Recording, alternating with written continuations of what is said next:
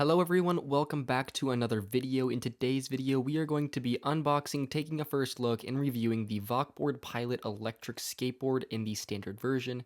This is a $499 belt drive budget electric skateboard, and at its price point, I think it's the cheapest belt drive electric skateboard on the market right now. So now to jump into the unboxing of this board, in terms of accessories, there's your classic owner's manual with the board, then there's the remote controller.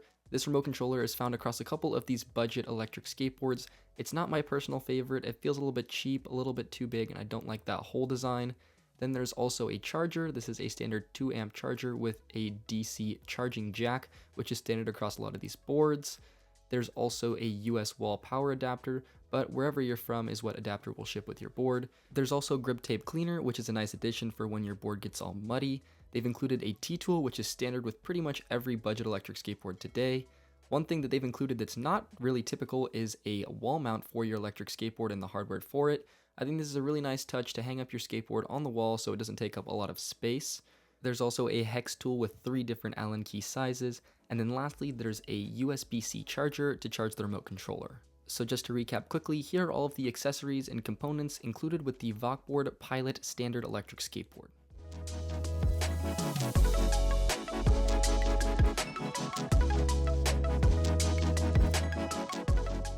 Now that I've gone over all of the accessories included with the VOK board, I'm quickly going to go over all of the components used in this board. First off, we have the deck, which very much resembles the classic boosted board shape. This deck is 37.5 inches long and 9 inches wide. It's made from 7 ply of Canadian maple and 1 ply of bamboo. Next up, we have these 45-degree standard width RKP trucks found across a lot of these belt drive budget board clones. The rear truck differs from the front truck in that it has these built-in motor mounts for the motors. The wheels are 90mm 82A durometer ABEC flywheel clones with VOK board branding on them. The contact patch is around 58mm. Now moving into the drivetrain, it's a dual belt drive electric skateboards with two 50-55 1200 watt motors for a total combined power of 2400 watts on the board. Overall, the drivetrain looks super nice and very well made. Nice motor mounts, very sleek belt covers, and 15mm wide belts.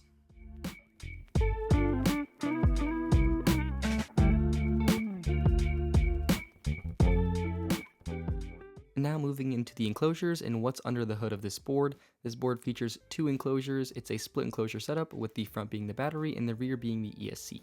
In the rear enclosure is the Ling Yi 2022 version ESC. The enclosure also features a nice metal heatsink to make sure that the ESC is running as cool as possible. Overall, I think the enclosure design for the rear enclosure is super sleek and nice, and I really like it. The battery in the front enclosure is a 10S 2P 21700 battery made from Lorestar cells. It's 288 watt hours. I also think that the front enclosure is super sleek looking. It actually looks really similar to a boosted stealth enclosure, which I think matches the aesthetic for this board very nicely. The power switch for the board is located in a non-ideal position. It's on the back of the ESC enclosure right in front of the motors. I'm not sure why it's put here, but that's where it is on this board. It's kind of hard to access, but the board does have roll to start at least.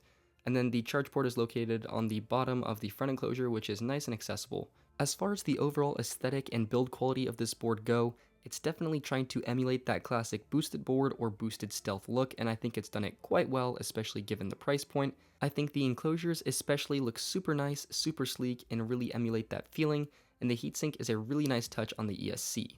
The drivetrain also looks super well built, sleek, nice looking, and simple, which I'm a big fan of.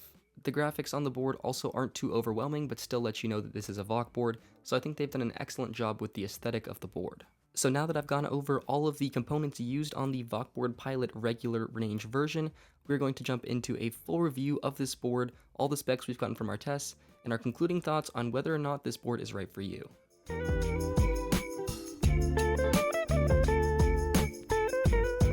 The review section of this video will be split up into categories detailing each of the various specs on this board.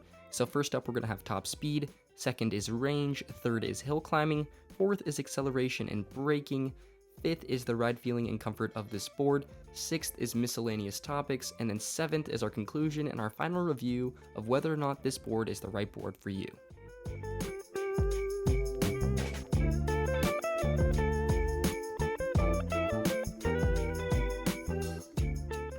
So first up, we have the top speed on the board, and VOK advertises that the Pilot has a top speed of 46 kilometers an hour or 28 miles an hour. In our top speed test, we were able to hit 43 kilometers an hour, or right around 27 miles an hour, as 140-pound riders. It usually takes quite a while for this board to get up to top speed, so you'll need to be on a straightaway to get up anywhere near that speed. So realistically, while you're riding, the board tops out around 24 or 25 miles an hour. 28 miles an hour is the average that a lot of boards in this price point say their top speed can be, and this board does feel plenty fast, so it sits right in the average of what you can expect for top speed of a board in this price range.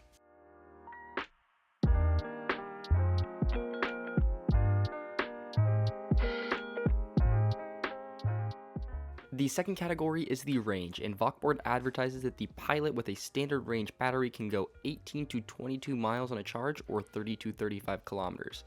I got nowhere near this on all of the various range tests that I've done with this board. Riding very moderately, I got 14 kilometers, or right around 8.5 miles, and riding aggressively, I got 8 kilometers, or just under 5 miles. The range on this board is easily its biggest weakness. I'm not sure why it's so low, given that it's a 288 watt-hour battery allegedly. According to VOKboard, the cells that they're using are the Lorestar cells, which I really don't know too much about. Regardless, I just haven't been very impressed with the range that I've been getting out of this board, and for a board in this price point, I do expect slightly more range, especially given how much they say this board can go on their website. Another important thing to be aware of regarding the battery and the range of this board is the sag that this board experiences. If riding the board hard, this board experiences sag pretty quickly, meaning that the acceleration will decrease and the top speed will decrease significantly. For me, it occurs after only a mile of riding really hard, which I think is largely due to the cells used in this board not being of the best quality for high currents. Regardless, I think that the range and the battery used on the VOKboard Pilot regular battery version is under-spec'd given the price point and what they advertise, so just be aware of that if you're considering this board.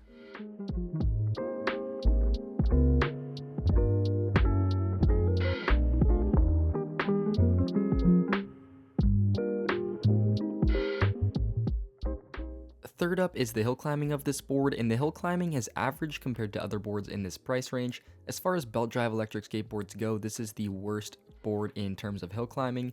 It is still a little bit better than the other hub motor electric skateboards that I've tried out in this price range, but not by much. Just like with any entry-level electric skateboard, if you're looking for a board that's going to be great at hill climbing, I wouldn't recommend this electric skateboard.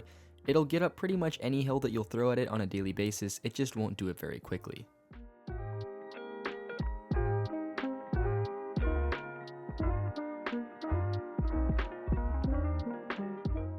Fourth up, we have the acceleration and braking on the VOKboard, and how I describe the braking and acceleration on this board is that it's made for beginners and first-time riders and not for enthusiasts.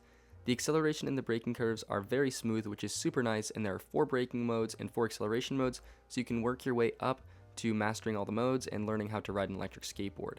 The acceleration is not punchy. In fact, of all the belt drive electric skateboards that I've tried, it has the slowest acceleration. Here's a clip just going constant speed and then punching the board, and as you can see, it doesn't even look like the board is taking off all that fast. I reached out to VOKboard and they told me that this board really isn't made to be a fast accelerator, it's just made to be nice and comfortable and great for beginners. The braking and acceleration are intuitive, just like you'd expect out of a board in this price point these days, and I'd recommend it on that front. But if you're looking for something that's going to be more punchy and have a stronger acceleration, like I said, of all the belt drive boards, this is the weakest one. I'd almost put it on the same level as a high-end hub motor electric skateboard, which doesn't have a great acceleration.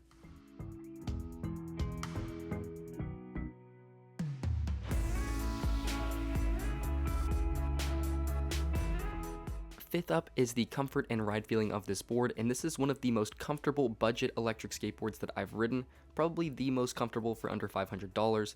The belt drive in combination with the flexible deck really help to dampen vibrations, especially when going over obstacles in the road. Here's some clips of us flinging the board at some big cracks, and as you can see, the deck and the wheels work together to absorb a lot of the vibrations, making the ride feeling super comfortable and this board able to tackle all sorts of obstacles.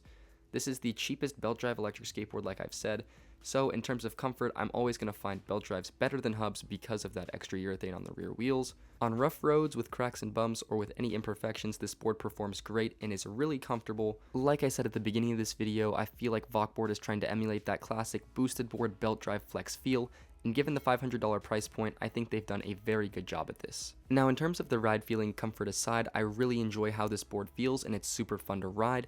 The deck has minimal concave and is pretty flat, which is nice and comfortable. The deck, like I've mentioned, is also pretty flexible, giving it a nice damping and springy feel. It's also nice and coverable, and if you loosen up these trucks, it's just a whole lot of fun to take this board out and ride. Overall, the comfort and ride feeling are great given the price point to me, and a definite strong suit of the Pilot.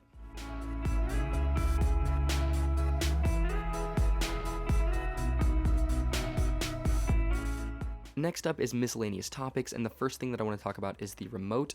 Though it gets the job done and has a ton of really good features, I don't find this remote to be very ergonomic, and I also find it to be a little bit cheap feeling. There's a ton of really good other budget electric skateboard remotes out there these days, and I think VOK board should implement these to upgrade the feeling of this board.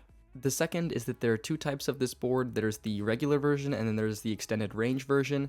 The extended range version has a battery that's around 1.5 times the size of this one, and for $100 more, a range increase of 1.5 times might be worth it.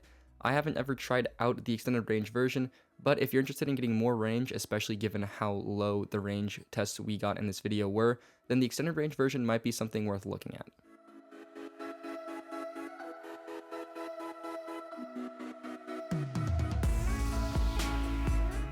Lastly, here are concluding thoughts on the VOK board Pilot standard range electric skateboard. The board is currently $499 or $479 with the discount code DIY eSkateBuilders, and I think given that price point, this is a really good value electric skateboard. Aside from the low range, all of the specs are those that you'd expect for a board in this price range, but I think that the fact that the range isn't that great is made up in the fact that this is the cheapest belt drive electric skateboard out there, and it's super comfortable, fun to ride, and it just feels good overall. The real selling point for the board definitely comes in the comfort and the fact that this is a belt drive for under $500.